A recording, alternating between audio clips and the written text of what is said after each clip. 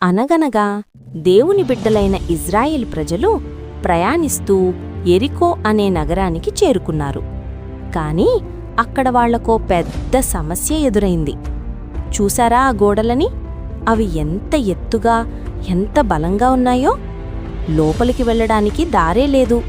మరిప్పుడేం చెయ్యాలి? అప్పుడు వాళ్ల నాయకుడు యెహోషువ దేవుణ్ణి ప్రార్థించాడు. దేవుడు యెహోషువతో ఒక వింతైన ప్లాన్ చెప్పాడు. దేవుని స్వరం గంభీరంగా, యెహోషువా, మీరు కత్తులతో యుద్ధం చెయ్యవద్దు, బాంబులు వెయ్యవద్దు, కేవలం నడవండి. అదేంటి, నడిస్తే గోడలు పడిపోతాయా అని అందరూ ఆశ్చర్యపోయారు. కాని అది దేవుడు చెప్పిన మాట కదా. మొదటి రోజు మొదలైంది. అందరూ లైన్లో నిలబడ్డారు. ష్, నిశ్శబ్దం, ఎవ్వరూ మాట్లాడకూడదు అని యెహోషువ చెప్పాడు. వాళ్ళు నగరం చుట్టూ ఒకసారి తిరిగారు. మళ్ళీ ఇంటికి వెళ్ళి పడుకున్నారు.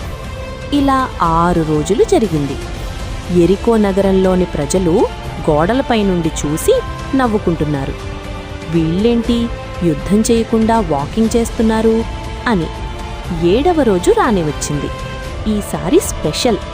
ఈసారి వాళ్ళు ఒక్కసారి కాదు, 1, 2, 3, ఏకంగా 7 సార్లు నగరం చుట్టూ తిరిగారు. అప్పుడు యెహోషువ సిగ్నల్ ఇచ్చాడు. యెహోషువ, గట్టిగా అరవండి, దేవుడు మనకు విజయమిచ్చాడు.